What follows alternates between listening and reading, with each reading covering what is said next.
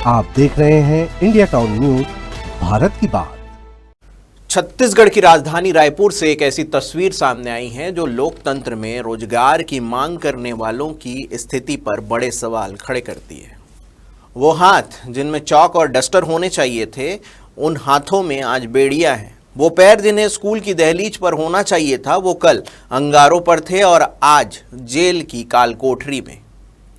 सहायक शिक्षक भर्ती की मांग कर रहे 120 डीएड अभ्यर्थियों को रायपुर की सेंट्रल जेल भेज दिया गया। इनमें शामिल थी 40 महिलाएं, जिनका कसूर सिर्फ इतना था कि इन्होंने अपनी रुकी हुई नियुक्तियों के लिए सरकार को जगाने की कोशिश की। आज के इस विशेष रिपोर्ट में हम दिखाएंगे इन अभ्यर्थियों का दर्द और राजनीतिक खींचतान। नमस्कार, मैं हूं सुधीर मिश्रा और आप देखना शुरू कर चुके हैं इंडिया टाउन न्यूज, भारत की बात।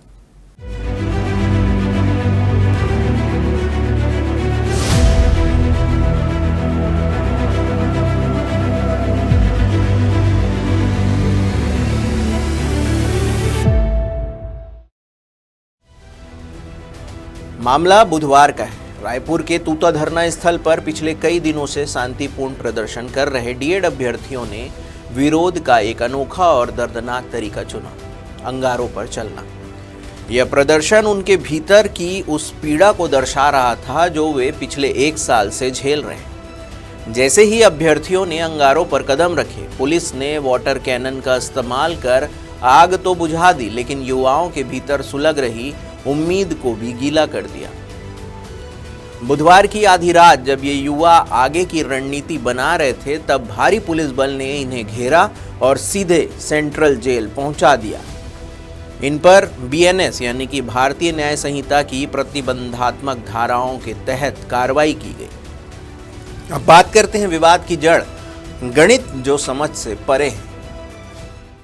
आखिर ये विवाद शुरू कहां से हुआ, इसे समझना बहुत जरूरी है। ये बात है साल 2023 की। सहायक शिक्षक भर्ती परीक्षा हुई। नियम के मुताबिक प्राथमिक शालाओं में केवल डीएड यानी कि डिप्लोमा इन एजुकेशन वाले ही पढ़ा सकते थे, लेकिन तब बीएड वालों को भी मौका मिला। कोर्ट का फैसला आया। सुप्रीम कोर्ट और हाई कोर्ट के आदेश के बाद बीएड अभ्यर्थियों को प्राथमिक शिक्षक पद से बाहर कर दिया गया। खाली पद, आदेश के बाद लगभग 2600 पद खाली हुए जो डीएड वालों को मिलने थे। फिर इस बीच फंसी काउंसलिंग की पेंच। एक काउंसलिंग हुई जिसमें 1300 लोगों ने ज्वाइन किया। अब शेष 1300 पद अब भी खाली हैं। प्रदर्शनकारी अभ्यर्थियों का आरोप है कि विभाग वेटिंग लिस्ट में शामिल अगले उम्मीदवारों को मौका नहीं दे रहा है। वे केवल दूसरी काउंसलिंग की मांग कर रहे हैं ताकि खाली पड़े पदों को भरा जा सके। हाई कोर्ट के आदेश का और सुप्रीम कोर्ट के आदेश का उल्लंघन कर रही है। सरकार की आंखें खोलना चाह रहे हैं, वो बंद करके बैठी हुई है। सरकार इतनी निर्दयी हो चुकी है ना। सरकार, हम युवा मर रहे हैं, उसको मरने भी नहीं दे। वो चाहते हैं कि इस देश का युवा ना मर जाए, तड़प जाए, नौकरी की मांग ही मत करे। और हम तो सरकार को स्पष्ट रूप से बोलना चाह रहे हैं कि जब तक हमारी न्यायोचित मांग को पूरी नहीं की जाएगी, तब तक हम मैदान छोड़ने वाले नहीं है। जिस परिस्थिति से गुजरना पड़े उस परिस्थिति से हम गुजरने के लिए तैयार हैं, लेकिन हम अपने हक अधिकार को लेकर ही रहेंगे, क्योंकि हमको हाई कोर्ट सुप्रीम कोर्ट से अधिकार मिला हुआ है। ये हमारा जो हक अधिकार है उसको सरकार को देना ही पड़ेगा। इस मामले में राजनीतिक उबाल भी आ गया है। विपक्ष के निशाने पर है अभी वर्तमान सरकार।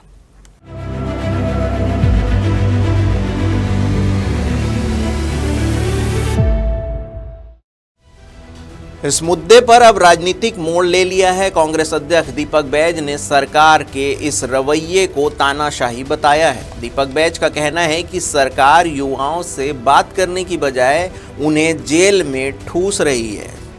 खुद दीपक बैज जेल पहुंचे और वहां पर जो अभ्यर्थियों से उनसे बात की और क्या कुछ कहा, चलिए सुनते हैं। आज इन्होंने निर्णय लिया कि आग पर चलकर हम सरकार को बताएंगे कि हम लोग बेबस हैं नौकरी के लिए, हमारा नियुक्ति दे दो ताकि हमारी पढ़ाई लिखाई, हमारे परिवार, माँ बाप, हमारे बच्चे को हम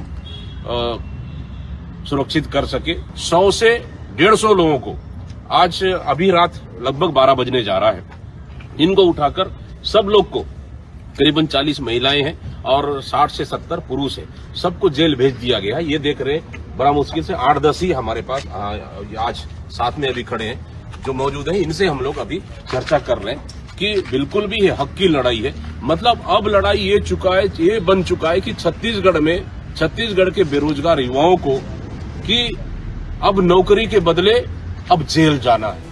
वहीं कांग्रेस के राष्ट्रीय सचिव देवेंद्र यादव ने इसे युवा विरोधी सरकार करार दिया। विपक्ष का तर्क है कि जब पद खाली है और योग्य अभ्यर्थी उपलब्ध है तो फिर जेल भेजने की जरूरत क्यों पड़ी? क्या लोकतांत्रिक तरीके से मांग करना अपराध है?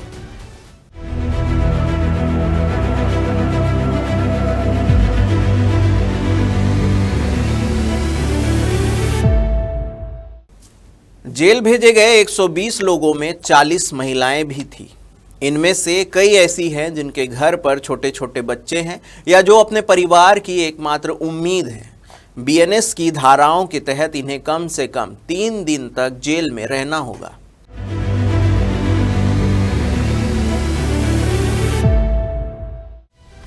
अभ्यर्थियों के नेता शैलेंद्र साहू का कहना है कि वे शांतिपूर्ण तरीके से रणनीति बना रहे थे, कोई दंगा नहीं कर रहे थे। आधी रात को की गई गिरफ्तारी पर अब मानवाधिकारों के हनन का भी सवाल उठ रहे हैं। शिक्षा विभाग को यह समझना होगा कि जेल भेजना किसी भी समस्या का समाधान नहीं है। यदि पद खाली है तो काउंसलिंग प्रक्रिया को आगे क्यों नहीं बढ़ाया जा रहा है? क्या सरकार नई भर्ती का इंतजार कर रही है या फिर पुरानी प्रक्रिया में कोई तकनीकी अड़चन है?